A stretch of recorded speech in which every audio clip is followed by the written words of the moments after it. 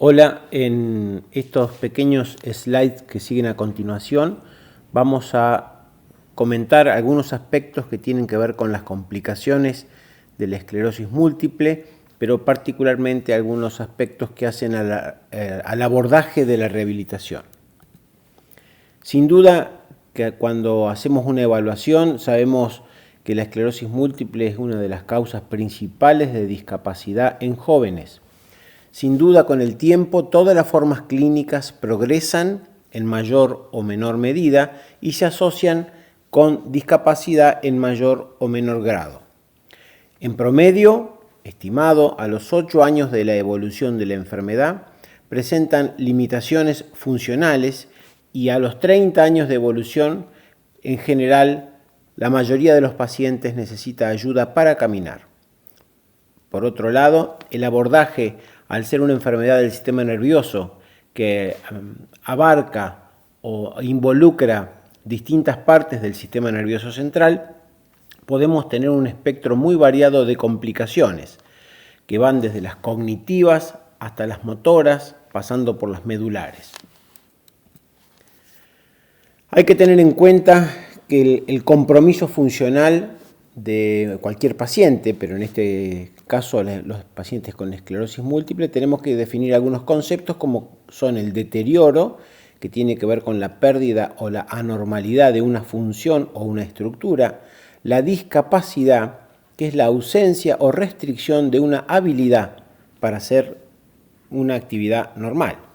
y el hándicap, que es la situación desfavorable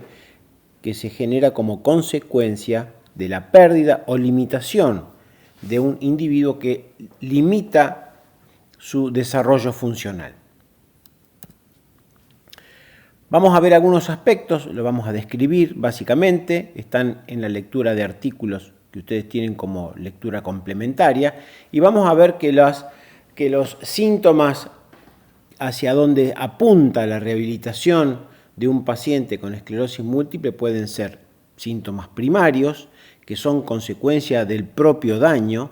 los síntomas secundarios, que son consecuencia de la discapacidad, y los síntomas terciarios, que son la consecuencia del hándicap de estos sujetos, que tienen alguna limitación que le permite desarrollar sus habilidades normales. Respecto a los síntomas primarios, que se generan como consecuencia del daño en el sistema nervioso central, vamos a tener la espasticidad, la debilidad, temblor, desequilibrio, parestesias o entumecimiento o adormecimiento, síntomas visuales, sea de la vía visual del nervio óptico o síntomas que tienen que ver con la alineación ocular, y esto es diplopía o nistagmo, etc. Síntomas cognitivos que tienen que ver con la pérdida o daño neuronal, síntomas intestinales o urinarios y síntomas dolorosos que tienen que ver con daño central. Sería un dolor neuropático central en este caso. Los síntomas secundarios que se producen como consecuencia de la inhabilidad o la discapacidad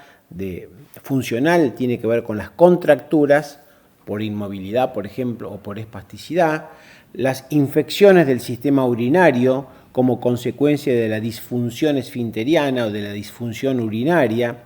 la debilidad, la osteoporosis como consecuencia de la limitación del movimiento, o las úlceras de decúbito en caso que el paciente esté postrado o acostado o sentado mucho tiempo. Y las consecuencias terciarias, que son las consecuencias de desarrollar una habilidad en forma normal, el paciente con todas las limitaciones funcionales, ya sea primarias o secundarias, le van a llevar a tener una limitación en el desarrollo social, sea por limitación funcional, por limitación cognitiva, por vergüenza, una limitación profesional, ya que no va a poder desarrollarse en la actividad que quisiera hacerlo, una consecuencia en las relaciones afectuosas, maritales, familiares, o los problemas psicológicos, principalmente ansiedad y depresión, entre otros,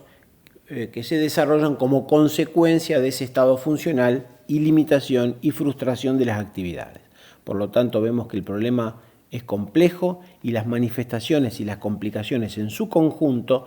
van mucho más allá que la visualización de un defecto en la marcha, un defecto en el habla o cualquier otra limitación neurológica. Dentro del espectro de terapia fonoaudiológica en los pacientes con esclerosis múltiple, uno se va a apuntar a mejorar la fonación, articulación oral, la deglución, la respiración o la comunicación, que son todos los objetivos que tienen que ver específicamente con esta especialidad. Fíjense que los trastornos de la comunicación, la disartria o la afasia afecta al 50% de los pacientes con esclerosis múltiple y vamos a ver que tiene falta en la precisión, está mal escrito, de la articulación, la coordinación con la respiración, la agudeza vocal, la resonancia, la fonación mantenida, la calidad de vida y la afasia, en el cual se desarrollan estrategias comunicacionales alternativas o complementarias. Otro tema importante sobre qué es campo de trabajo del profesional fonoaudiólogo son los trastornos deglutorios, que pueden afectar en forma variable, por supuesto que tiene que ver con el grado y el tipo y la ubicación de las lesiones. Si son en tronco será más importante que si son centrales a nivel de los hemisferios cerebrales. Dificultades en la salivación, la inhalación alimentaria, que es la broncoaspiración. Se trata de mejorar el aspecto nutricional y participa en la programación o en el diseño de las características en cuanto a textura, consistencia de los alimentos.